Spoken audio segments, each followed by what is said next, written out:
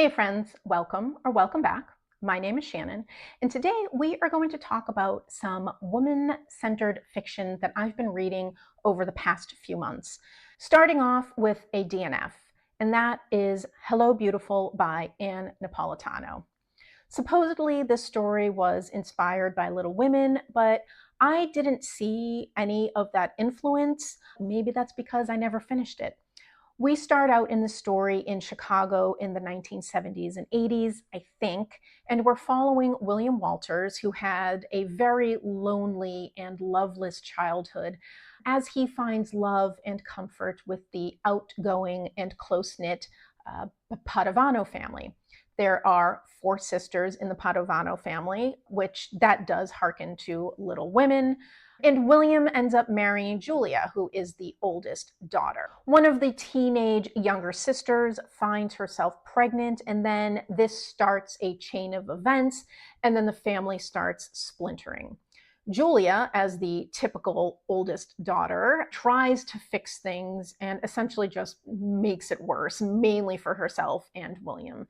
And this story is told through multiple points of view, mainly between Julia, William, and Sylvia.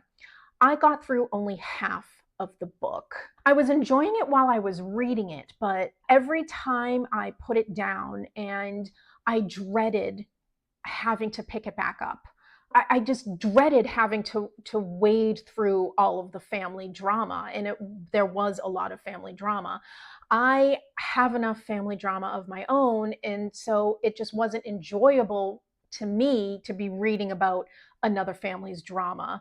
Nothing was wrong with Napolitano's writing, and nothing was wrong with the story. So this is all me. It is not the book, not the story, not the writing. It was just me looking for some escape, and escaping into someone else's stressful drama just wasn't something I wanted to do. It was just too real for me, and I kind of just want to escape from the real right now.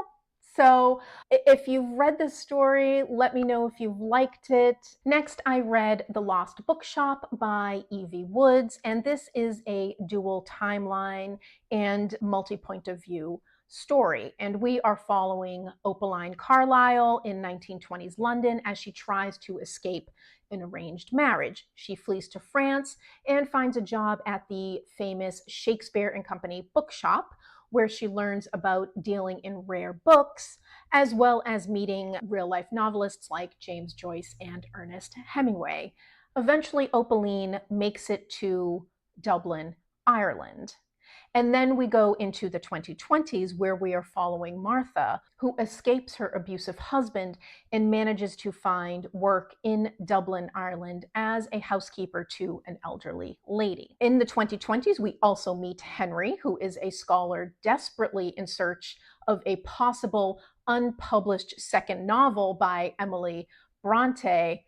I mean, same. Like, if you can find a second novel by Emily Bronte, I want to know about it. Anyway, he's looking for a lost bookshop, of which he found reference in an old book to such bookshop in Dublin, and also to Opaline. Henry and Martha meet and become friends / lovers, and they try to track down Opaline's movements, but she appears to have disappeared from the historical record. And then it's only when we go back to Opaline's timeline and point of view do we find out what happened to her and this little bookshop that Opaline had. As we get further into the story, we find out how Opaline, the bookshop, and Martha are all connected. And this is where we kind of have a little bit of magical elements into the story. I really wanted to like this book, and I had hoped it would be kind of cozy and bookish, but unfortunately it was way too dark for my liking. The women are both physically abused, and then it seemed like the bookshop mystery was kind of an afterthought to the women's stories. Now, that's not necessarily a problem, but if this story was marketed as, women across generations finding themselves, then maybe I would have felt differently. I thought I was getting a cozy bookish story. Instead, I got a story on domestic abuse. Also, the 3 points of view was getting tiring. I would have liked either just Opaline and Martha, or more chapters for each person instead of jumping back and forth. I actually don't mind multiple points of view in stories, but for some reason, this did not work for me here. Another thing that didn't work for me was the romance between Martha and Henry. It just seemed like Woods was trying to copy a romance novel, and it was honestly distracting. Martha, who just got out of a marriage where she was physically and mentally abused, and she's just going to fall into this guy's arms that quickly after that. I'm sorry, it was just not realistic to me. And I thought it did Martha a disservice as a woman trying to, make it on her own after such a traumatic experience. Now, the one thing that I did like about this story was Opaline's story.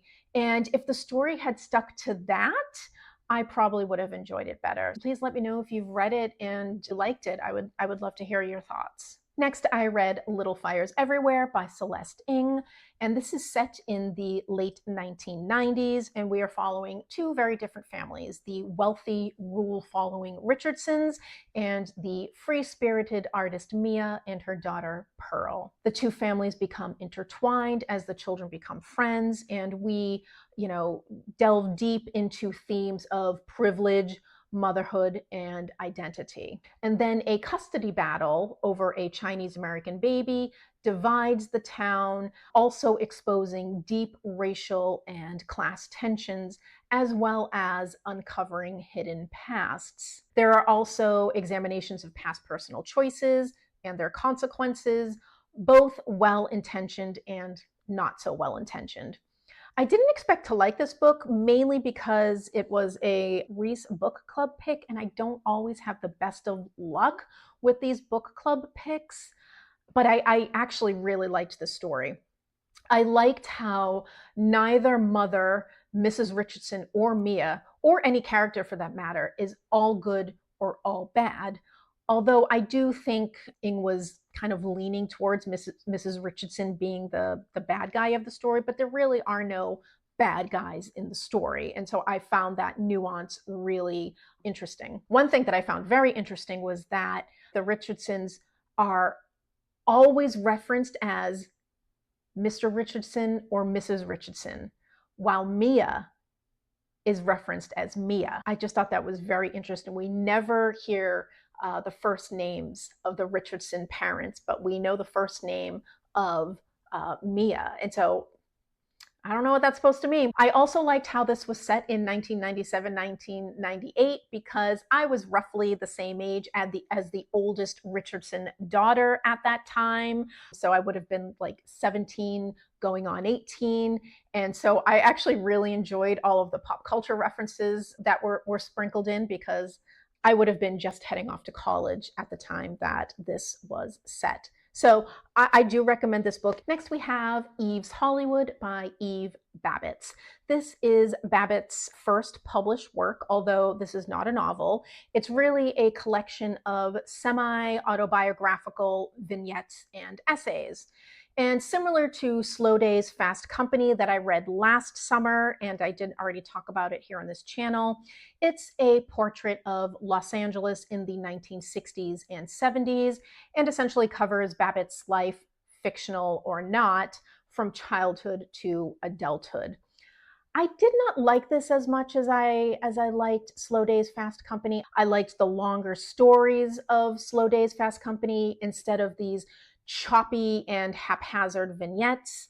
However, this is still a great snapshot of LA, of a certain time that will never happen again. Well worth reading just for that. LA of the time was considered a cultural wasteland, but Babitz makes it alive and sensual. And even though I did not enjoy this as much as Slow Days, Fast Company, I still really enjoy Babitz's writing. She's portrayed as this party girl, but she is so very, very smart, and her writing is just, to me, I enjoy it very much. So highly recommend, but if you're trying to choose between Eve's Hollywood and Slow Days, Fast Company, I would suggest Slow Days, Fast Company. Next, I read The Seven Husbands of Evelyn Hugo by Taylor Jenkins Reid.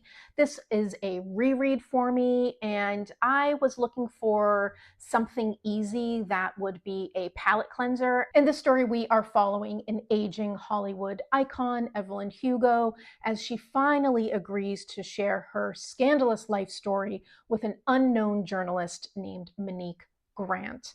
And through the tale of Evelyn's 7 marriages, we learn about sacrifices that she has to make to become a star.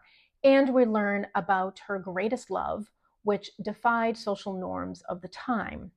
And then in a shocking twist, Monique learns about a connection to Evelyn that changes everything Monique knew about her life. This story perfectly suited my purposes for what I was looking for at that time. And I think I liked it better the second time around. This time around, I noticed more about Evelyn's commodity of her body and how 5 out of the 7 husbands were strictly out to get something, not for love or even because she wanted to be married. They were all essentially business arrangements. Somebody in that marriage wanted something. And each marriage suited a purpose, whether it was for ambition, power, sex, or safety. And I had also forgotten about the queer element of the book. And this time I paid more attention to the choices people of that time had to make in order to be safe and loved. All in all, I enjoyed this reread and I do recommend. Next is The Safekeep by Yael van der Wouden. And this is a debut novel by the Dutch author van der Wouden. And it's already made the rounds on BookTube, as well as being on the 2024 Booker shortlist and winning the 2025 Women's Prize for Fiction. So I'm sure you've already seen plenty of BookTube reviews of this book. The reason I picked it up was because I was visiting the Netherlands this past spring and I wanted to read some literature by Dutch authors. And the books that I had originally chosen to read before I flew to the Netherlands, I never got to. And then it just so happened my library hold on this came in quicker than expected, so I just decided to read this. This is set in 1960s Netherlands, and though World War II has been over for over 15 years, it's still very much present in people's lives. We are following Isabel, who is living alone in her late mother's home, a home that is currently owned by her uncle and will not be going to Isabel. Isabel's life is led by routine and discipline, but then her life is completely upended when her brother Louis, who will inherit the house, dumps his new girlfriend on her hands to stay with Isabel in the house while he is on a business trip. Needless to say, Isabel is not happy, especially because Ava is everything that Isabel is not. Completely undisciplined, uncouth, disrespectful. Stuff starts to go missing in the house, and then Isabel becomes paranoid and starts to spiral out of control, becoming completely obsessed and then infatuated with Ava. Van der Wouden's website calls this story a tale of twisted desire, histories and homes, and the unexpected shape of revenge. And I actually was not expecting the reason for the revenge. I didn't see it coming. And it's actually tied in with the title of the book. The theme of home is ever present in this book. What is the meaning of home? It's not just a house. I enjoyed this book. I really did. I didn't love it, but I enjoyed it. The first half had very urgent writing. I was compelled to keep reading. But then Isabel becomes a completely different woman after the climax. And I do mean literal climax. I felt like it was a different story as we got into the second half. The writing wasn't as urgent. Isabel is a lot softer. So quickly, I wasn't sure if it was realistic. And then the ending felt a little too neat and wrapped up in a bow. Criticism aside, I did enjoy this book and I do recommend it. And van der Wouden is definitely a talented writer. Looking forward to checking out whatever she writes next. The Giver of Stars by JoJo Moyes. This is a historical fiction set in 1930s Kentucky during the Great Depression. We are following Alice Wright, who is a British woman married to the son of a local coal miner, as she tries to navigate her new marriage in a new country. Her marriage is not going well, and so to get out of the house, she joins a group of women who are delivering books as part of Eleanor Roosevelt's traveling library initiative. And this was a real initiative called the Packhorse Library, which sent librarians on horses and mules into the remote mountains of Appalachia to deliver books to isolated and rural people. We're also following Marjorie, who is a local woman, and she is smart talking, self-sufficient, and does not let men tell her what to do. Alice, Marjorie, and all the other women face prejudice and danger, but also form strong friendships and discover purpose. I liked this more than I thought I would, again, because I think this was a Reese Book Club pick, so I didn't know if I was going to like it or not, but I liked it more than I thought I would, and I did look forward to picking it up. Though when I finished, I did feel like something was lacking, and I'm not exactly sure what. Even though this book centered around the real life initiative of a mobile library, I wouldn't necessarily call this a bookish story. The focus is not a story about how books bring people together. Yes, in the story, books did literally bring people together, but it just wasn't the focus. And it was trying to tell the stories of these two strong women who are both strong in different ways, which is great. And I wonder if the story would have been stronger if it had just stuck to either Annie's story or Marjorie's story. We go through this whole book about women, community, books, and then all of a sudden, out of nowhere, it turns into a quasi-mystery with Marjorie being arrested for allegedly killing someone. So Marjorie's story ended up going off the rails, and then Alice was forgotten. So I kind of wish it had just stuck to one or the other. But all in all, I did enjoy the book, and I do recommend. Victorian Psycho by Virginia Feito. This is a gothic horror novel set in Victorian England, and we are following Winifred Noddy, a completely unhinged governess arriving at a country manor to teach the Pounds children. We spend the entire story in Winifred's head as she observes the household, Mr. Pounds' creepy attention towards her, Mrs. Pounds' cruelty, and the spoiled children. We also know that Winifred has some severe daddy issues, her father having abandoned her and her mother when she was born. Winifred's thoughts are satirical, dark, chilling, and violent as she tells us about her present situation and also giving us some glimpses into her past. We get biting commentary on Victorian repression, class hierarchy, and female rage. I love me some female rage. The end of the story was like a surreal horror movie montage, and I totally could see this being made into a movie. It was great. This is a very slim novel, under 200 pages, and I read it in one sitting. I really enjoyed it. And after I read it, I also found myself wondering if this was akin to American Psycho by Bret Easton Ellis. I had no issues whatsoever with Winifred's unhinged thoughts or behaviors, yet I've been steadfastly negative towards American Psycho, fearing to read it. I've given this woman a chance. I've given this completely unhinged Victorian governess a chance, and the things that she does in this book are horrible. All right, well, maybe I need to give Patrick Bateman a chance. American Psycho aside, I recommend this book for Halloween or even for Christmas because the last section of the book takes place at Christmas. The Last Heir of Blackwood Library by Hester Fox. This is historical fiction set in late 1920s England, and we are following Ivy Radcliffe, who is 23 years old, orphaned, and just very adrift in her life. She suddenly and unexpectedly inherits Blackwood Abbey, an ancient estate in Yorkshire. She was not even aware that she had any relatives with titles, so this is quite the surprise to her.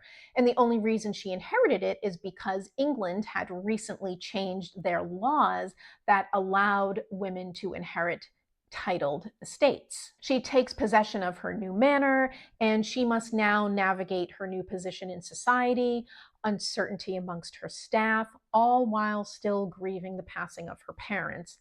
The manor happens to have a magnificent library, and as she tries to find comfort in the books, she uncovers cryptic volumes and then becomes affected by supernatural forces that are tied to the library.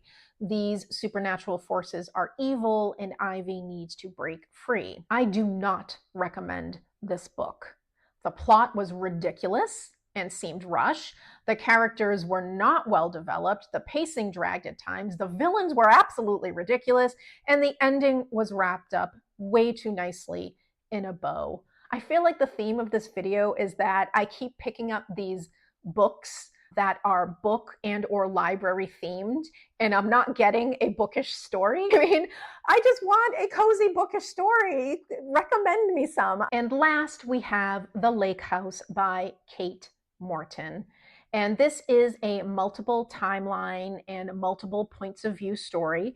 It's set in Cornwall, England in both 1933 and the early 2000s. We are following Sadie Sparrow, who is a detective on leave. She did something naughty, so she's on leave, as she stumbles upon an abandoned estate and becomes intrigued by a mystery surrounding the estate, a missing boy who had disappeared in the 1930s. As Sadie investigates, she uncovers hidden pasts of the Edivane family, including the secrets held by the boy's older sister, Alice, who is now a successful mystery writer. The loss of a child is a very strong theme throughout this book, not only due to the mystery of the missing child, but there is also adoption, child abandonment, and infertility matters. We have lots of twists, turns, secrets, betrayals, and misunderstandings, so you are guessing nearly the entire time. Everyone's story slowly unfolds, but not too slow, so I didn't find any pacing issues. I enjoyed this book. It wasn't mind-blowing, but it was a solid read, especially if you enjoy dual timeline historical fiction. There is one part of the reveal that I really wasn't entirely happy with, but so not to spoil, I won't go into that, but to me, it just seemed way too tidy and convenient. But all in all, I thought it was a good story, and I won't be averse to checking out anything else that Kate Morton has written. So if you know of anything good, let me know. I would love to hear about it. So that is all I have for you today. 10 woman-centered stories, some good, some not so good. Have you read any of these? I would love to hear from you, and let me know what you've been reading. Thank you so much for joining, and have a great day. Bye.